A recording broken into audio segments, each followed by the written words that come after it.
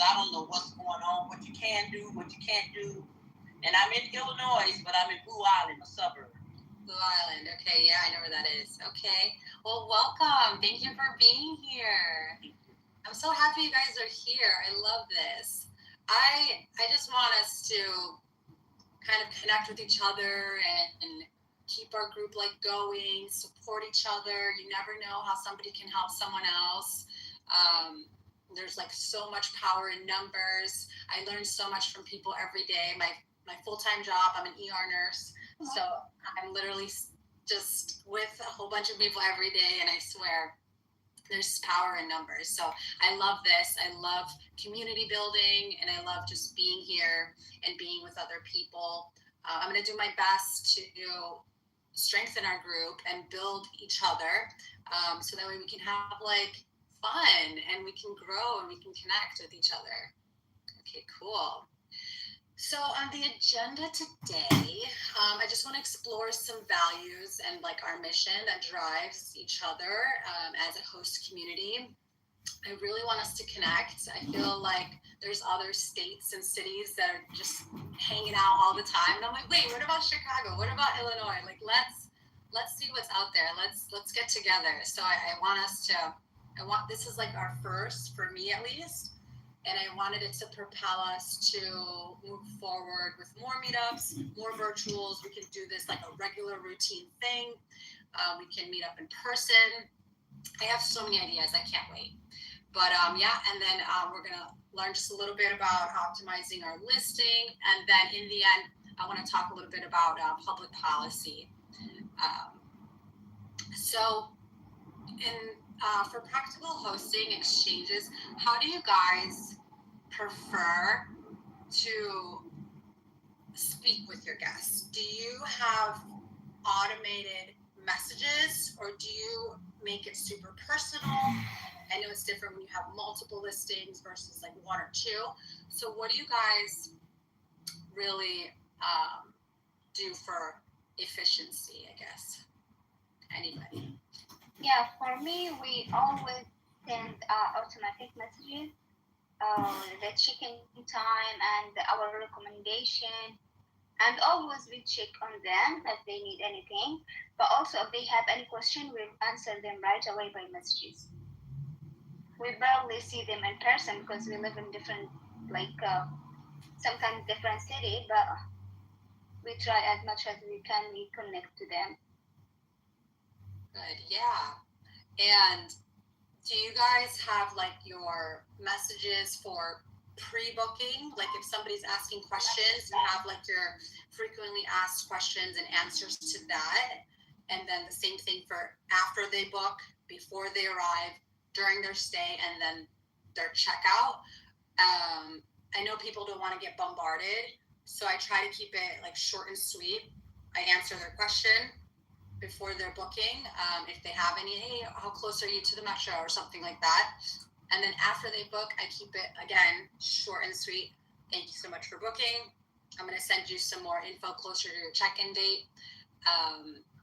And then before they arrive, I make sure that they have everything they need.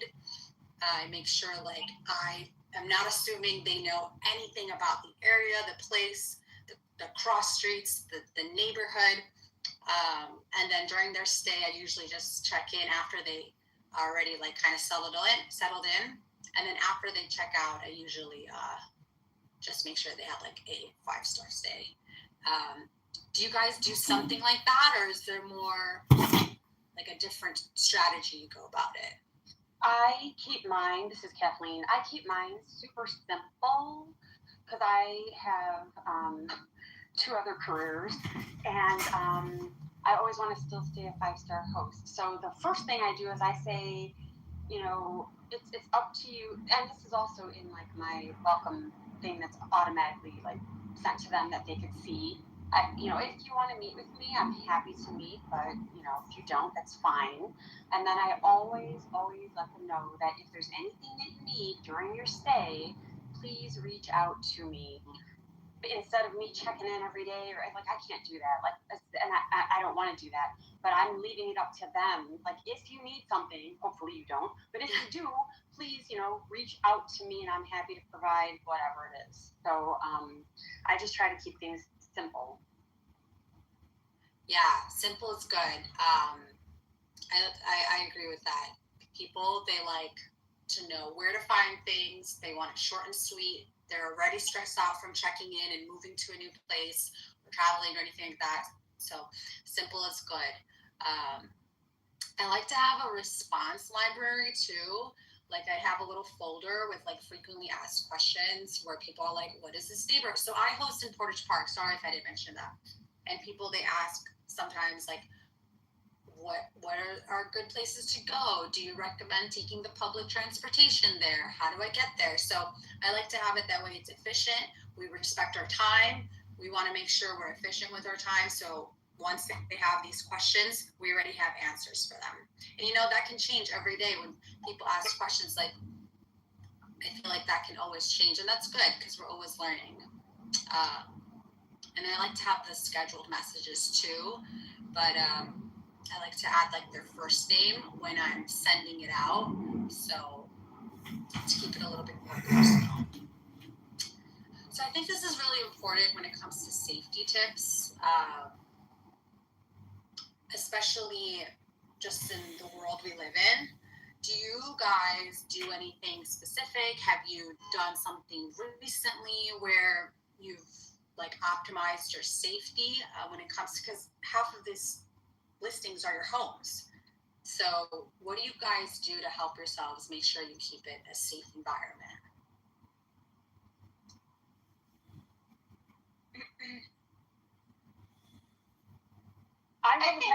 Sorry, go ahead. I think talking to different guests, different friends, acquaintances that have stayed at Airbnb and listening to what their experiences have been gives me a big understanding of some safety things that we need to look at.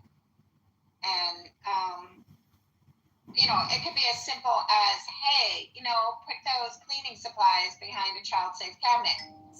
Or just how to control, so you don't burn yourself or whatever with the water or hot water or something. I mean, just could I think I like to tell it to the audience, or to my host, who is coming in. What is their reason for coming in?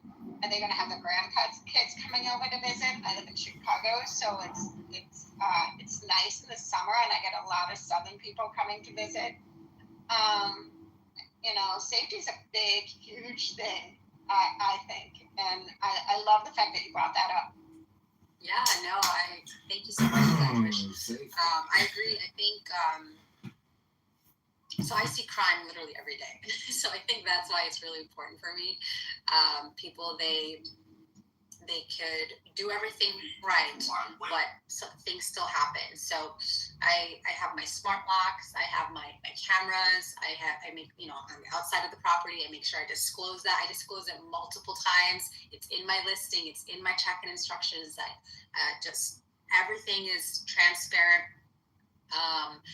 If you're using the smart locks, you're changing the locks in between every guest, like the codes, and you want to make sure you're up to date with the safety equipment, which I think sometimes is gets forgotten sometimes.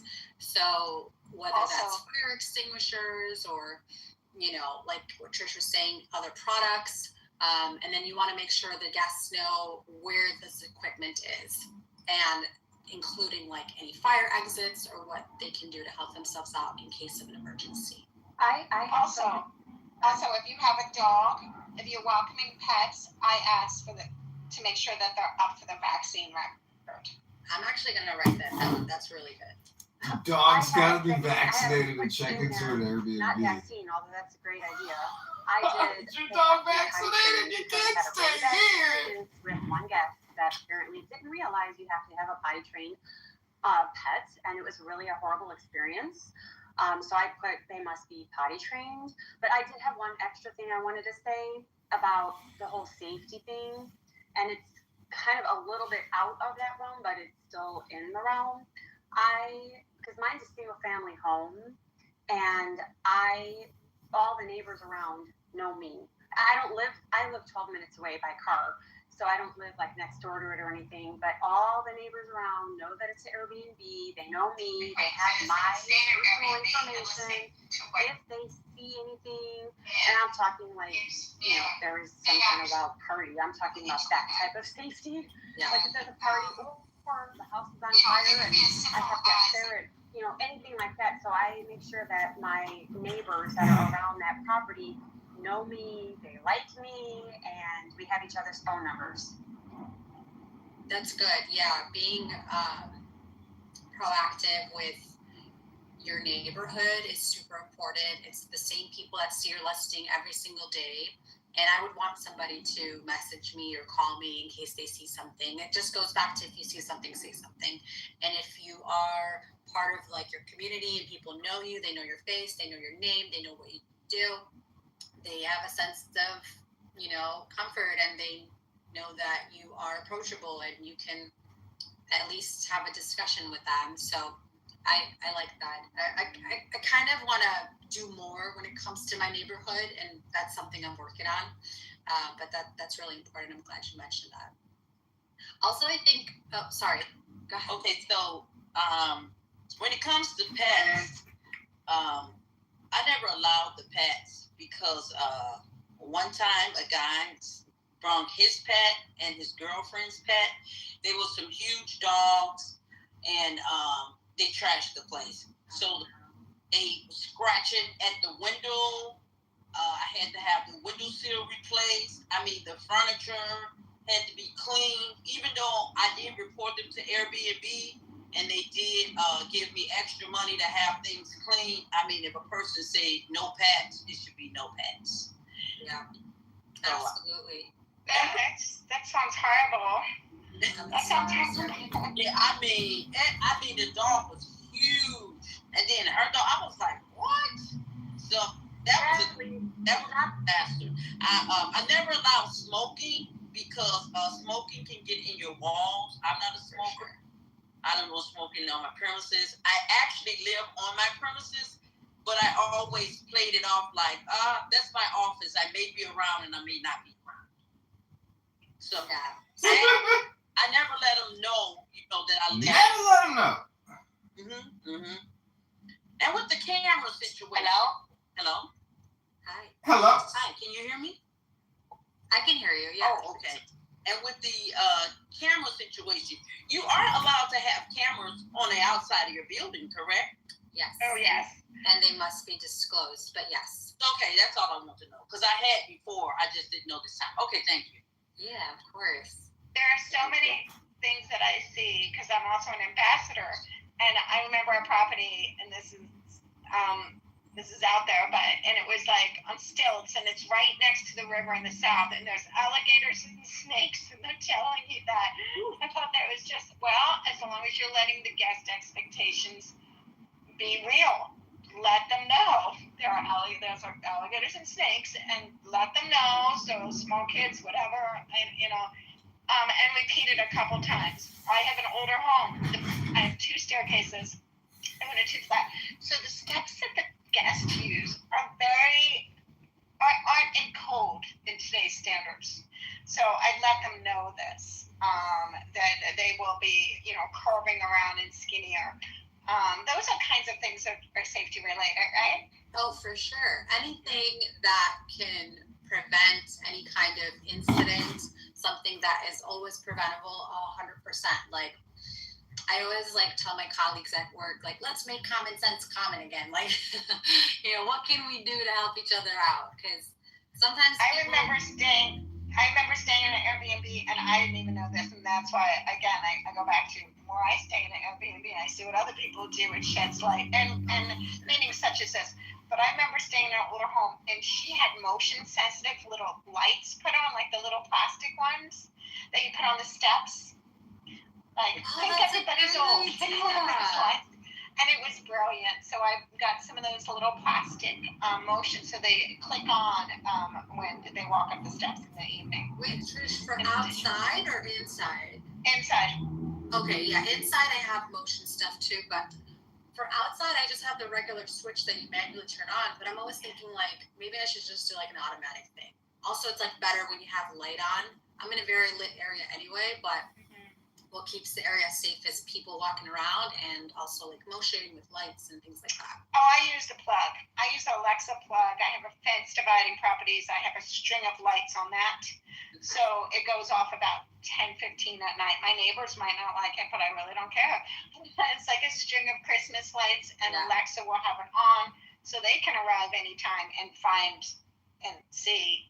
And anyway, I don't want to do all the talking. Also, I love this.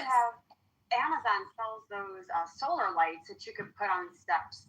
That they'll just go on. Solar ones, Yeah. You don't ever have to worry about batteries. As long you just said you have a sunny area, so that's what I like to have right there at the steps on the outside. Just makes it easy. Again, low maintenance is my love low maintenance. Yeah. No. Okay. I will mention one more thing around guest safety. We have a bunch of apartments in like luxury apartment communities. So for us, like the concern is mainly about like keeping the community safe and not disturbing neighbors and all of that. So we do all of our work up front in terms of guest screening, which is why we actually don't allow instant booking for the most part. We want to see, we look for all sorts of red flags around like weekend bookings, number of people, how many people are they being pets or not? Is it a holiday weekend? We also obviously look at the reviews, whatnot. And the other thing is, like, we also monitor their responses very closely. So, like, the people that are specifically avoiding your questions around, like, purpose of stay or, mentioning specific events or asking about, like, hey, can I bring extra people or, stuff like that. So we're very diligent about that upfront work. And we've actually rejected several bookings because of that. Because in the past, what has happened is, if we've just had instant book on or someone's come in and then, they end up smoking inside or they end up, like being loud at night and stuff. So I think doing the work up front there and then also like in our automated messages prior to booking, we also have it, reminder, hey, check the house rules, but specifically here are the house rules as well. Make sure you confirm and agree to this. And if they don't agree to that or if they're being avoidant, then we ask them again and again until we get that response. And we've seen that upfront work to be kind of more successful than waiting till later and trying to resolve issues. 100%. Yeah, being proactive and like anticipating what would be a response or making sure like everything is answered. And I'm a fan of that. I need to make sure that we're all on the same page. I really appreciate doing the proactive work to make sure that it's like smooth sailing. Like I have people in my place right now and there's been, like not even a question and they've been there like over a month and that's great. It's because you have everything already done. You have everything in play. Do the hard work in the beginning. I'm going to label this video Airbnb host horror stories. Of course you can. Because I'm about to post a horror story guest video about what it's like as an Airbnb host when you let somebody bring a dog into your property. They stay with you for a couple months and they never clean the place once. They check out, there's trash everywhere, flies everywhere. The place is a dump now. Totally trash. So I'm going to create a video and send it to Airbnb and say, hey, please, I'm going to need some additional compensation for this host. Look at the before and after photos, please. And you tell me, is this fair as a host to have to deal with this type of abuse from guests and tenants who come to your house and trash your completely clean place? And just like connecting with each other. I will 100% do that. I love that. That's like my bread and butter. I love community, and I feel like that's really what helps our society is just being together. Okay, cool. I'm so glad you organized everything. So thank you for that. Same thing here. I was looking forward to kind of meeting some of the people in the community as well. We have about about approaching 50 listings, so like we're always looking to kind of connect with people in the area and best practices and all that. So thanks again for amazing. Yeah, no, you're welcome. I'm so glad you're here. Okay, for turnover. So I live in my place. I do move around a lot for work. So it is my primary housing, but I rent it out, through Airbnb. But in between stays, I'm actually living there. If you're not living there, I would highly recommend at least staying in your listing occasionally to see what's something you might not see if you're not living there, right? Like taking a shower there, like sleeping in the beds. Oh, actually, I slept last night and this bed sucks. Like I need something more comfortable, And then having like knowing that, okay, the quality of these sheets are like not up to par, something that would be more efficient if you like things that you would know, you would only know by staying there. So I highly recommend staying in your listing at least occasionally to see that. And then for turnover, what do you guys do to help yourselves? Because this is like also your business, right? You want to be efficient, you want to be fast, you want to be good, and then you want to not cut corners, but you want to do it in a way where it's not taking too much of your time, because your time is also valuable and your time is also money. So what are things that you guys do to help yourselves out when it comes to cutting down that time for turnover?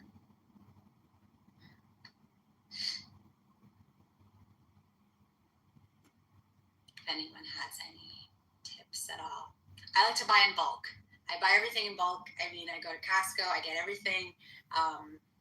Do you guys keep stuff in like a linen closet that's locked up? Do you keep it in a separate area? Does your cleaning team like have that and know that and you just pay extra? Is that what you do? Happy to share a couple of things as well if no one else has anything. But for us, we usually have a locked, storage closet, supply closet at each property, and for apartment buildings specifically, that is in the building where like all the units, supply closets basically one. So we keep a bunch of backup supplies in there. That's one thing we do. The other thing we do is like for some teams, cleaning teams, we keep a bunch of backup linens and towels so that way they don't have to do laundry on site. They can do laundry off site at their facility, or they also have other clients, so they can kind of group together several linens and kind of be more efficient with time there. The other thing I think that's helpful for us is having a specific customized checklist for each property. So that way we specifically put like, hey, here's what you have to do for this one, here's what you have to do for this one, and we utilize Breezeway for it, if you guys have heard of Breezeway. But it's a way for us to kind of create checklists and require photos and know when cleanings are happening, and see everything on the calendar. It integrates with most of where Airbnb, and so all the reservations and kind of check and checkouts go there as well. So that really, I think those things help speed up the process for us. And then kind of with regards to restocking as well, we'll utilize things like Instacart, Amazon delivery, Walmart delivery for same day type of things, or sometimes next day type of things. And we'll either have, like a property manager or someone kind of nearby in the area that can bring those things in, or we try to actually, better yet, time it with the next cleaning. So that way when the, cleaners will be there next, the supplies get delivered right then. So that way kind of it cuts down on extra trips or extra time. I love that. Yeah. And you have like multiple listings, so I'm sure like there's things that are needed like every day. I don't know, but that's how I would get that. Just so you know, again, I only have one property. It's a single family home, which I would love to have more properties. I feel like I do a lot, actually, even though I have a cleaning person.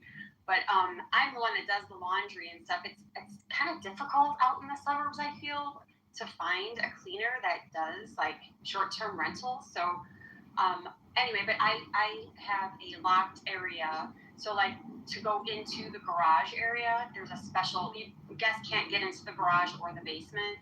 And I have it all organized by bins and labeled so that, and then I tell, if anybody came in there, the maid, that is, like, she knows like how many towels should be put out. And I'm the one that goes in at first though to check to see, am I going to leave these guests a 5-star rating? Yeah. And I'm the one that usually strips the beds and takes all the linens home, and then I wash them myself, because again, it's difficult to find help. And so my cleaning lady just cleans, but I do have stuff labeled, and then Costco is like awesome, so is Amazon. Yeah, it's something I've told like my cleaning team is like photographing my listing before and after, and I think like the expectations are there when it comes to like what I'm looking for. And you know, This is a host really struggle well. session. So I'm like, this is what I need done. And I think there's a good understanding, because you do want to cut down on that time sometimes, because it really does eat into your costs, because your time is money. And if you do want to expand, that is something that you're going to want to like be more concise with. But it's like a fine balance, right? Because you don't want to cut the corners, but you want to be like efficient. I think that just comes with time.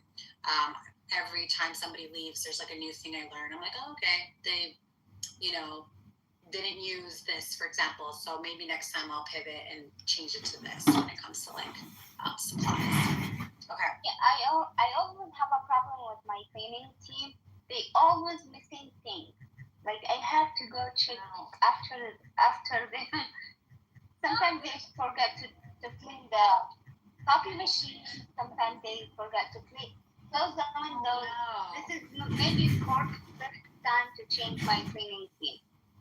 I really have a problem. Okay, this is I'm trying to do the Airbnb host checklist, training. or I'm trying to find a program so I can.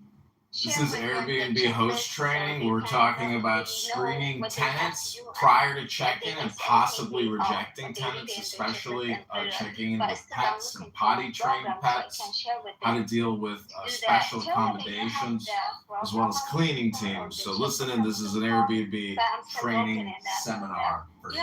There's also like templates out there that are like divided into different areas, like living room, this is what I need, kitchen, this is what I need. And if it's easier for them, you can have like a little box and they really can the big check it. takeaway from this call is screening reservations and not doing insta-booking, but finding out why people are traveling to the area, what their purposes are, because if you do live in your property, regardless, you are bringing in potentially a squatter, or someone who will damage your property with their pet or their behavior, and actually getting compliance from that reservation individual to comply with your questions. They're not even, we're trying to fish out red flags and confirm green flags, and we're trying to find the red flags in tenants who may not have your best interest at heart while booking a reservation with you through Airbnb. 1 to 10 properties end up being like $8 a month or something per property.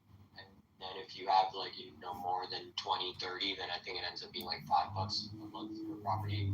But it's actually pretty useful because not only do they have like templates for like regular cleans, deep cleans, inspections, etc. But they also have the ability for you to customize it and require photos as well.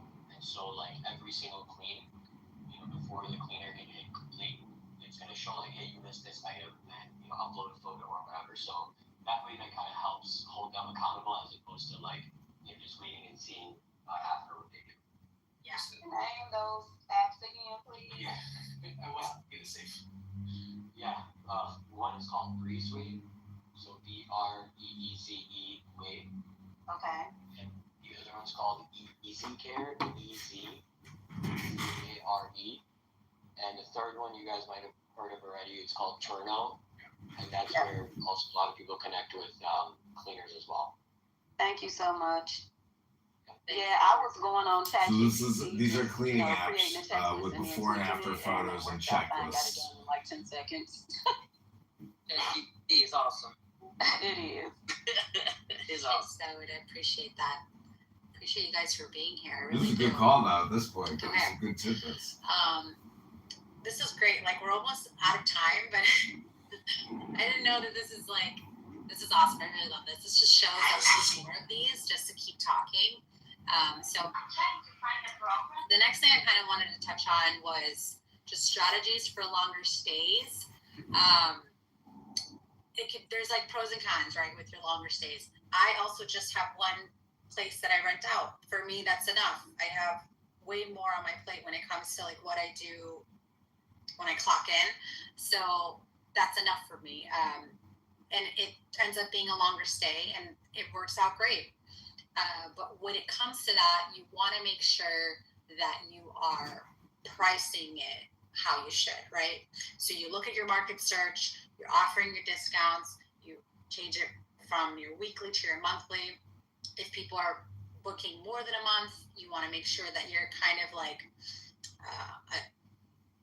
not highlighting that, but you want to make sure that you're including that in the price, right? And if they're staying for a long time, you want to make sure that the utilities that they're going to use, anything else with the bills coming up, that's also like factored in.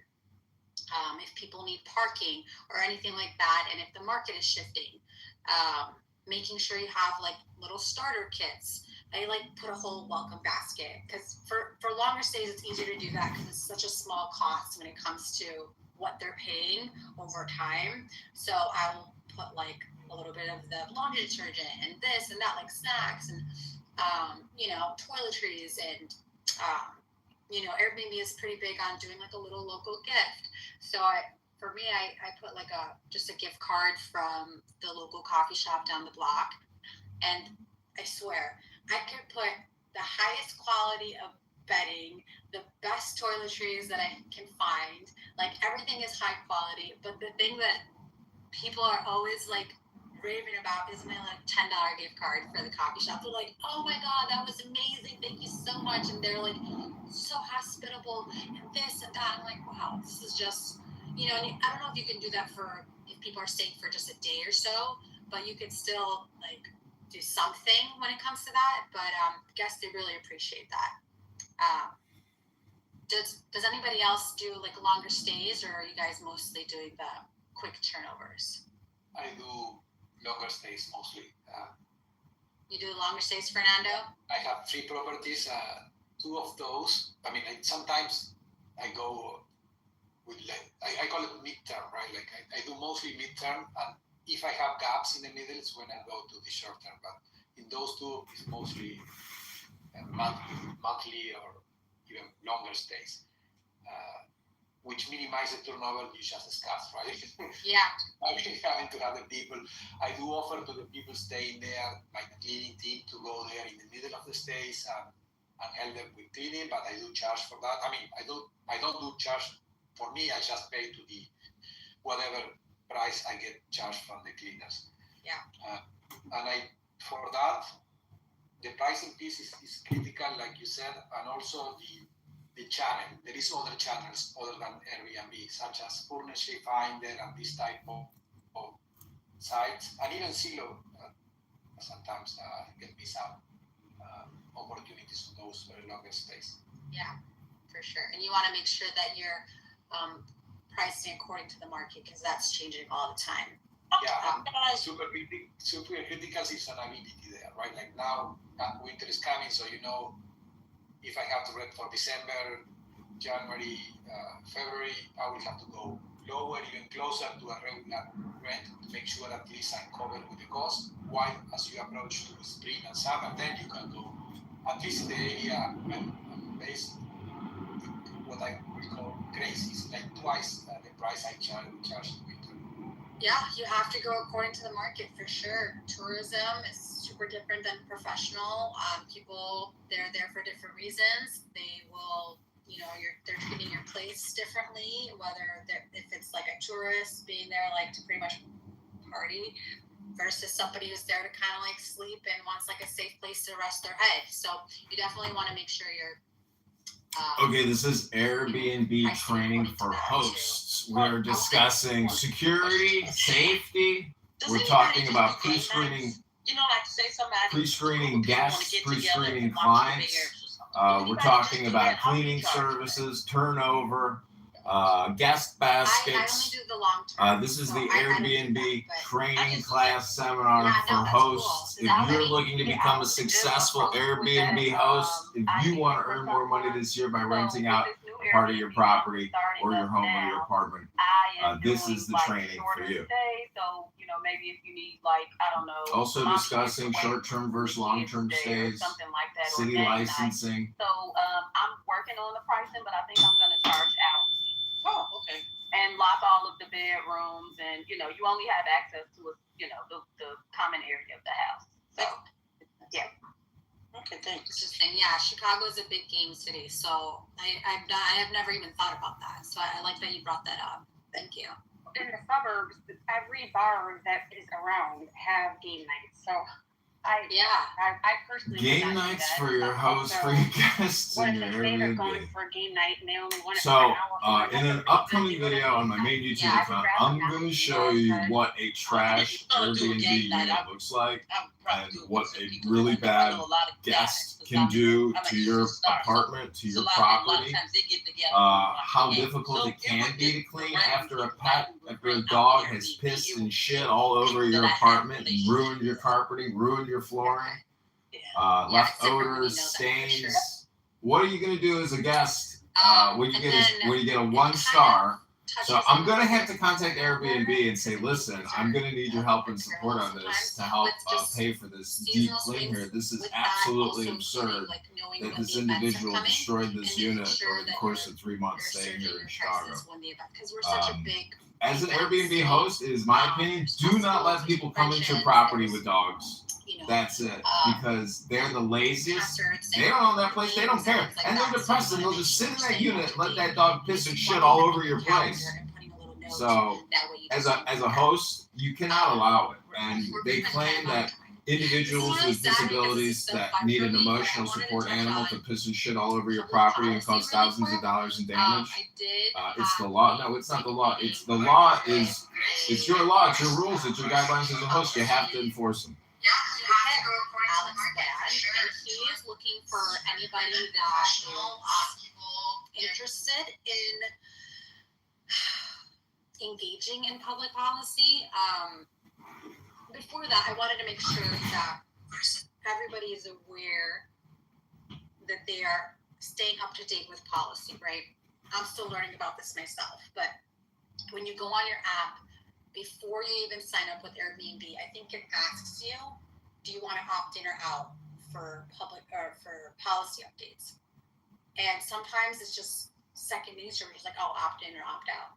So just make sure really quick, if you guys want to go on your app and make sure you're up to date with the policies, because that was something I told them that I would mention. I'm also going to probably post about it just so everybody's aware, because you don't know if you're opted in or out sometimes. And then the second part, if anybody is interested in engaging in public policy, he's looking for a group of people that might be interested to like form like a host like coalition, just to be prepared and proactive whenever we have any upcoming that way we're aware of what's going on in case. I don't know if you guys remember a few months ago with Napolitano and the fiasco that he caused, how they wanted to pretty much ban new Airbnbs and short-term rentals. So that didn't work out for him, but it's because we collectively sent in letters. We were proactive, but I feel like because there's not like a set group of people that we really are communicating with, and it's kind of like we're just kind of from all over the place. If anybody is interested, let me know and I'll connect you with Alex. That way we can be prepared for if this ever were to happen again, which I wouldn't be surprised if it worked, because this is Chicago, anything can happen. That's the question I have. Is this only for Chicago, or because other cities in the suburbs will be each one? Oh, yeah, I'm sorry. Yeah, this is statewide. He's looking for like regional, and he's looking also like statewide. So it just depends on who or where people are coming from. And he'll know more about this. He's been doing it for like 10 years. So we can at least connect. Like, I know I'm interested.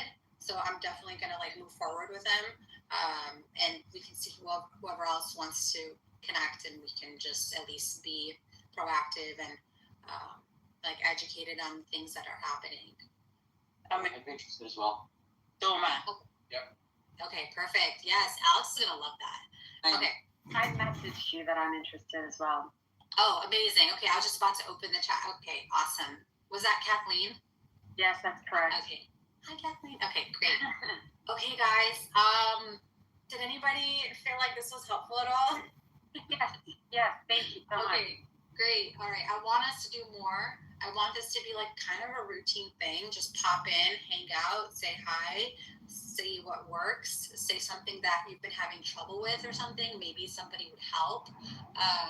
And it always helps to like talk it out loud. I know specifically like I want to talk about being a nurse, but when I say it out loud, I'm like, hey guys, I haven't given this medication before, and then we'll just talk it out, and I'm like, oh, okay, cool, yeah, this is what to look out for. Okay, great. And if you are talking out loud, you're asking for help, you're reaching out, that is how you can learn. That is how you move forward. That is how you help yourselves out. Sorry, I don't want to keep, I respect your guys' time. I just wanted to mention that I'm planning another meetup. We're going to be in person. It's going to be in Chicago. And I'll put more details about that later. I'm really excited. I have a lot of plans for us. I have a lot that I want to do. I'm just going to do it. This was super informal, very like casual. I hope that's okay. I usually don't do this. I'm a hands-on kind of person. This is very new for me, so I appreciate your guys' patience. Does anybody have any questions before we leave? I have some questions because I'm just trying to get back started again, but it will take too much time. Do anybody mind exchanging numbers with me so I can just kind of talk to people like about a few different things? And like I don't even have the app anymore or anything. Sarah, I would recommend that you connect with an ambassador. It's free to you. Do you know what an ambassador is? When you go to set up your Airbnb, they'll say, would you like an ambassador to help you? Okay. Yes, I am one actually, and I get paid by Airbnb to do. So you're helping your hosting community by doing that. That's an option. Okay. It's free to you. Okay. I love that. Thanks so much, Trish. Whoever wants, I'm going to take a little photo of our little get-togethers. This is our first time. You could even go off camera if you want, but if that's okay, we can take a little photo and I can just have this for us for a little memories. This is my first one. I'm just really excited that we got together. So if you guys are okay with that, I'm going to just take a little photo. Ready? 1, 2, 3. Cute. I love that. Okay, guys, I'm super excited for the next one. Just stay tuned and let's continue this online, okay? I'll see you guys on the Facebook group. I hope you guys have a good day. I appreciate you all so much and thank you for being here. Thanks for having us. Thank you so much. Hopefully we'll do that usually.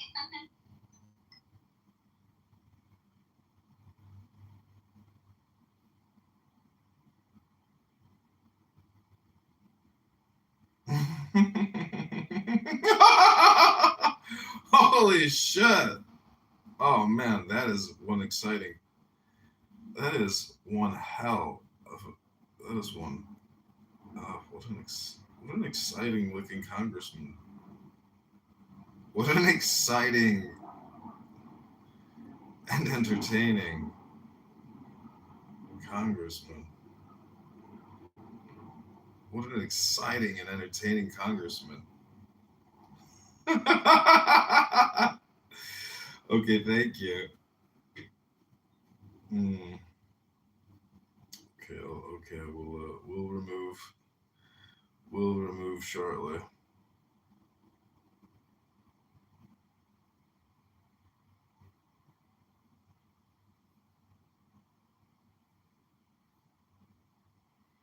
Dealing with a filthy.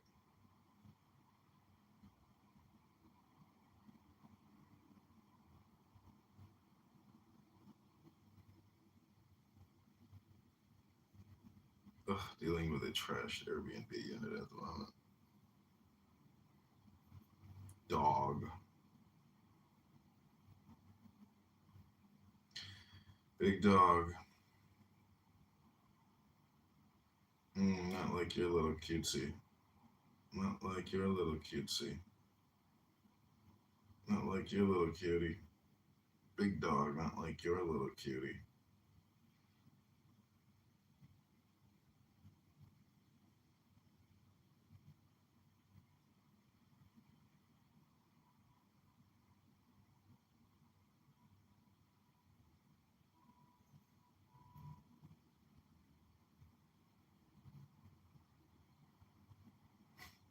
Big dog, not like your little cutie.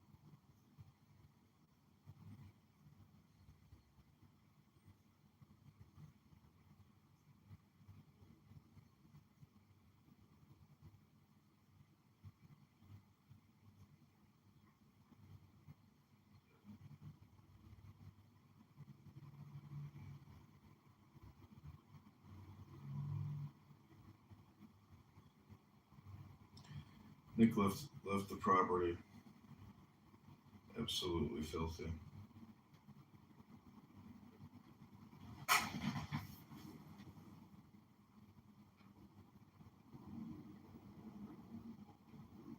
Never cleaned up.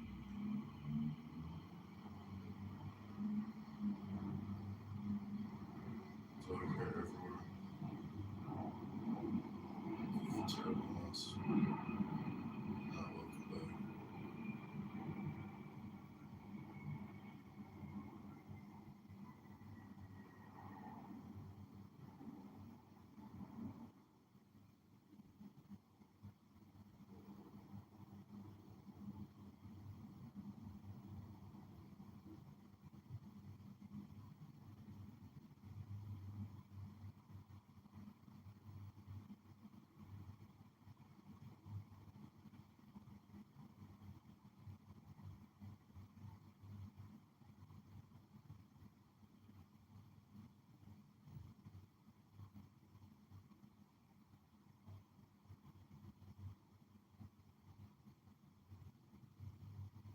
Nick, you left the place trashed. Thank you very little.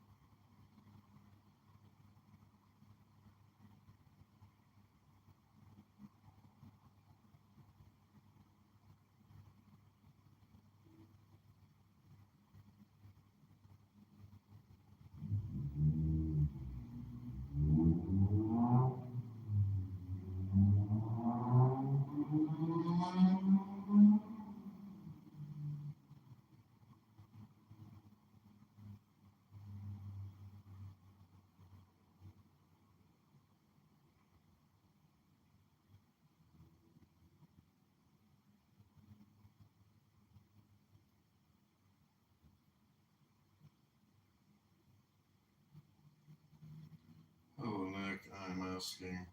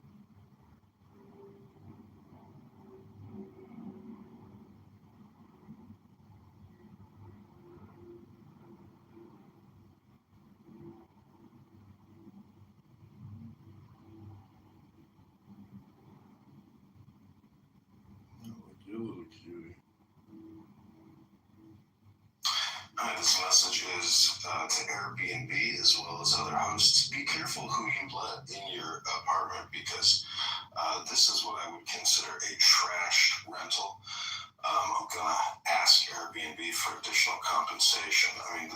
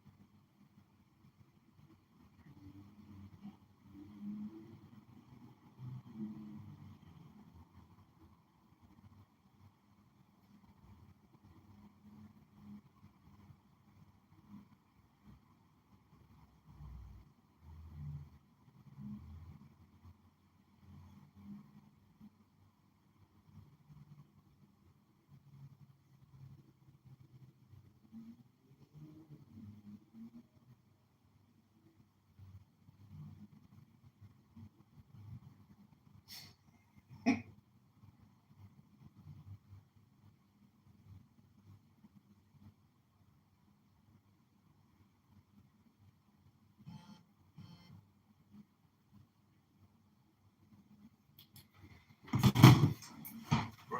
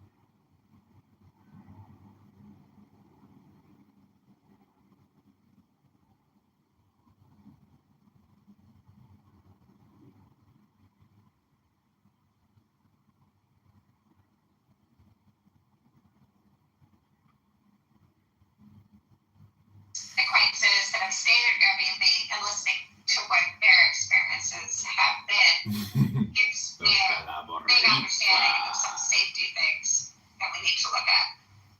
And, it can be as simple as, hey, put those cleaning supplies behind a child's safe cabinet. Or just pattern control, so you don't burn yourself or whatever with the water or hot water or something. I mean, just because I think I like to tell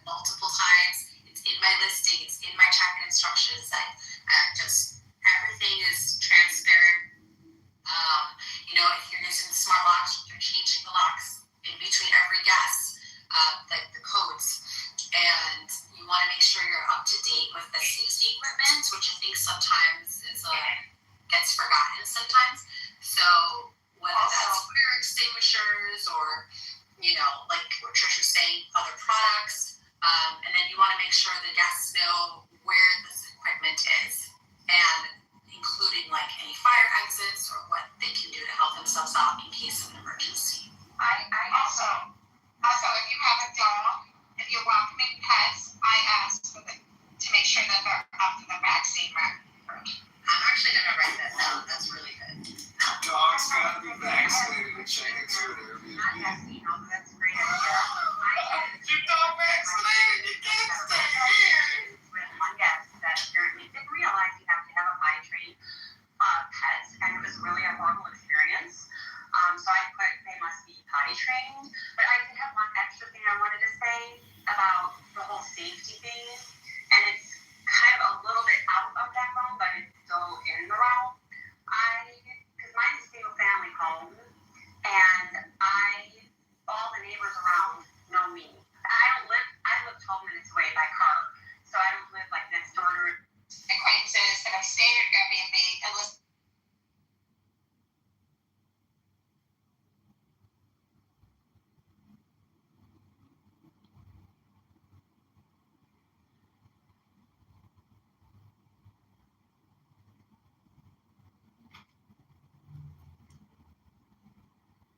Hello, Nick. It's absolutely outrageous, dude.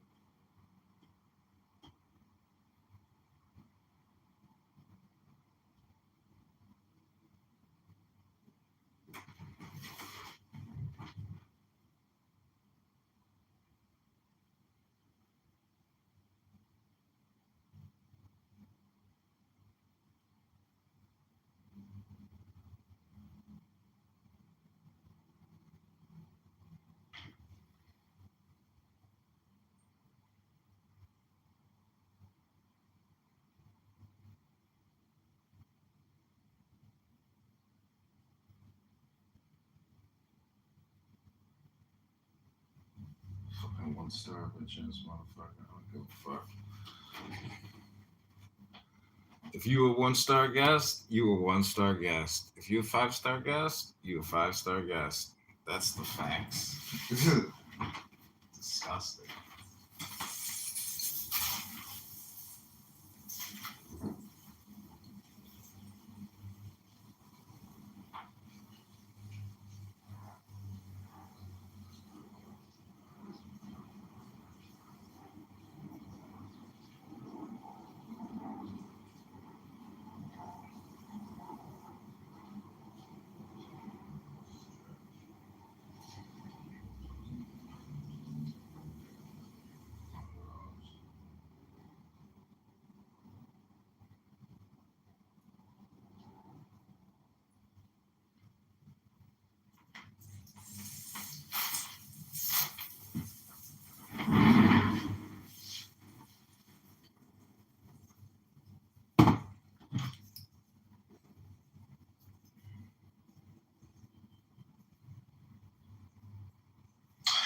This message is to Airbnb as well as other hosts. Be careful who you let in your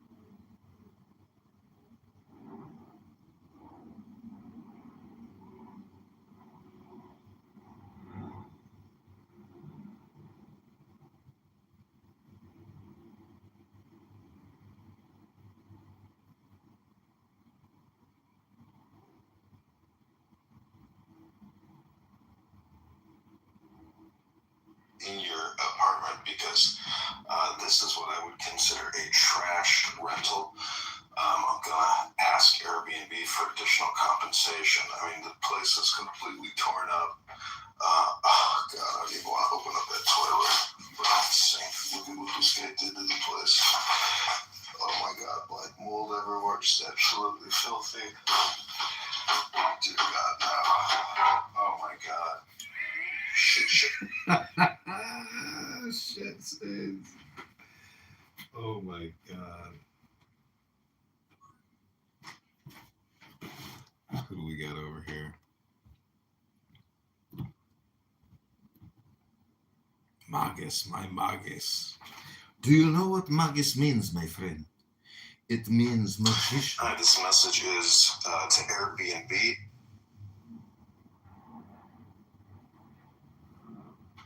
Not like you little cutie.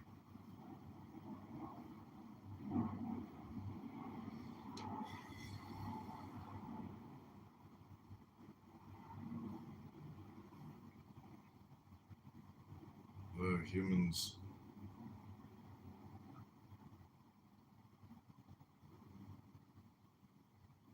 Humans and their dog. Big humans. Hi, this message is to Airbnb as well as other hosts. Be careful who you let in your apartment because this is what I would consider a trash rental. I'm gonna ask Airbnb for additional compensation. I mean, the place is completely torn up. Oh God, I didn't even want to open up that toilet. Look at the sink. Look at what this guy did to the place. Oh my God, black mold everywhere. It's absolutely filthy. Dear God. I'm even making my trashed Airbnb into, some compensation. Humans and their dog.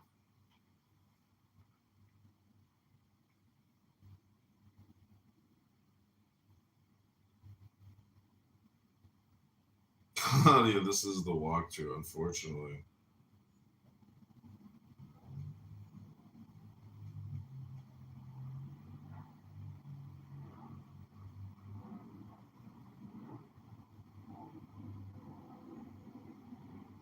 However, I have to cancel with you.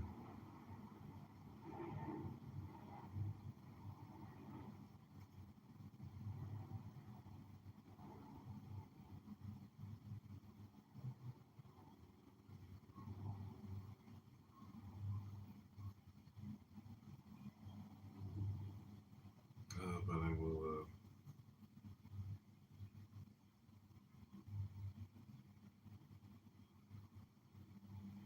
And I will have to fully cut, but I will save your number. Claudia, this is the walkthrough of the unit. However, I can cancel with you. I need to cancel.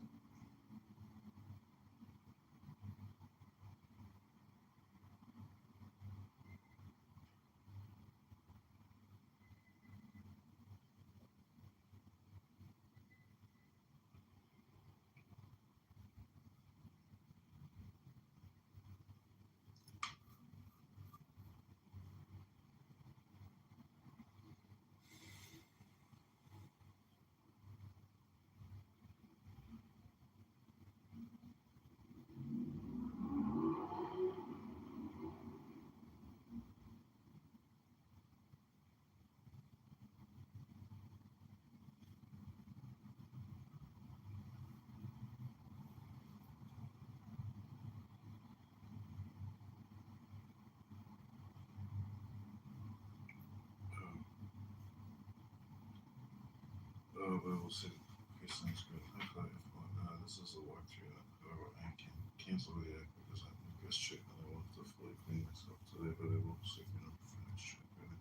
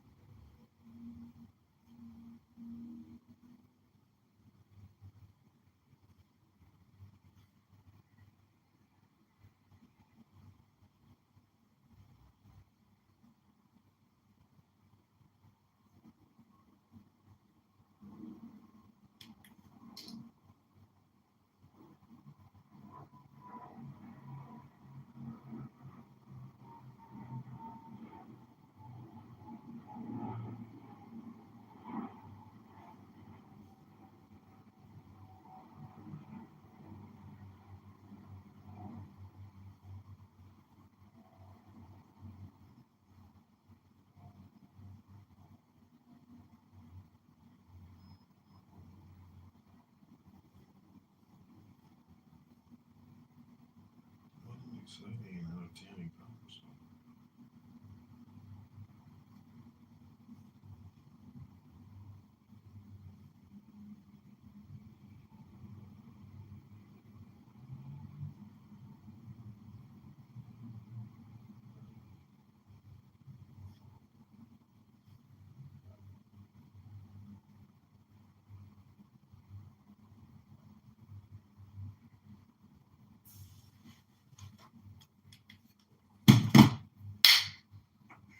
Bada bing, bada boom.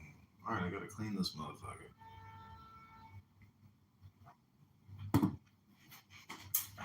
First, we're gonna read some poetry.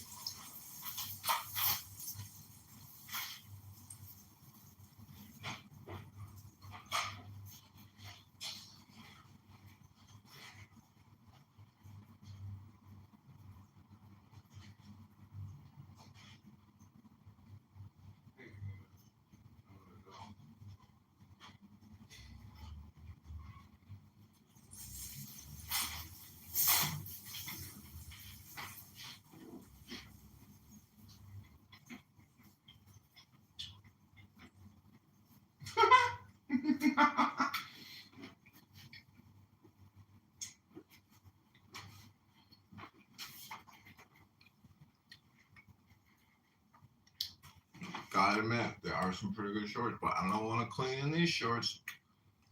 I need a fucking hazmat suit.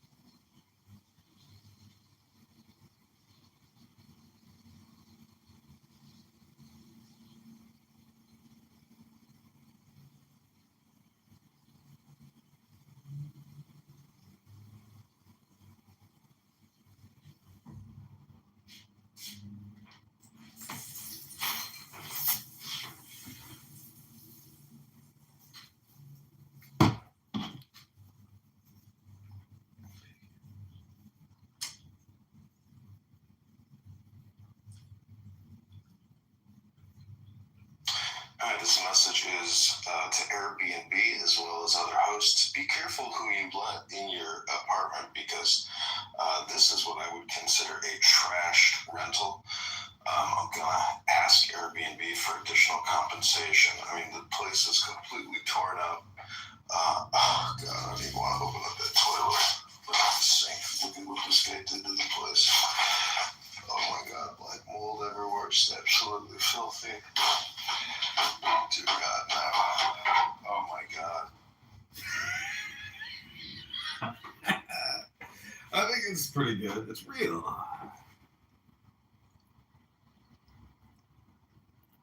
This poem is called The Cannibals.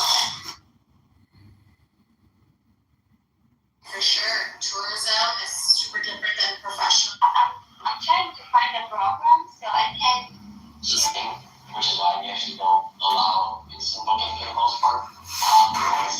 We look for all sorts of red flags around like weekend bookings, number of people, how many people, other Experiences have been gives me a big understanding of some things. I'll be like the ecstasy, negate that shake. This NLP poetry with hypnosis, NLP.com. Oh, this is just fun. So yes, I think this is my part. We can take care of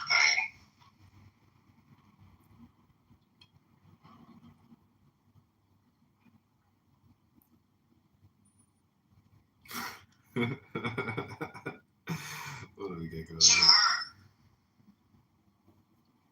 Chitlins. I don't slow. I don't see the issue. I don't see the issue.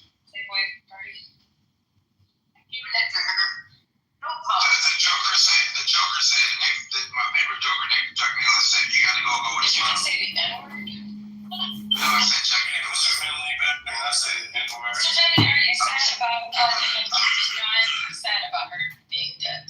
Who? Diane It's so good. So fuck him. So he can't say shit. That's good. Oh, sorry. I'm Diesel. As long as Michael Keaton's still alive.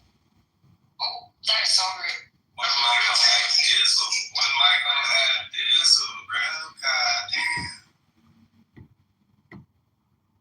Okay, this is Hypnosis through Poetry, live reading by John. After I complete this hypnosis session, I'm going to go downstairs.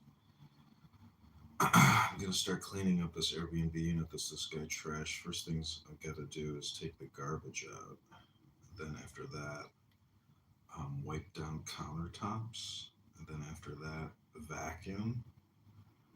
And then after that, Got to do the linens as well. Linens will be the next step. Anyways, here we go. This is going to be poetry read by John. Hope you enjoy. Been doing an Airbnb training seminar. A lot of the best work starts in the beginning by weeding out problem guests that you don't want staying at your property. It's been my experience that the host is really what makes it a successful stay. The guest needs to be conditioned in the very beginning with your expectations as a guest. If not, they will exceed your disexpectations, or how would I frame it that way? Your don't look for compensation afterwards. This is a learning lesson. One, that's why I say if the property doesn't burn down, you can live to fight another day. And anyways, let's get this poetry jam session started. Thanks for being here, everybody. Maybe we should restart the lives. Let's do that.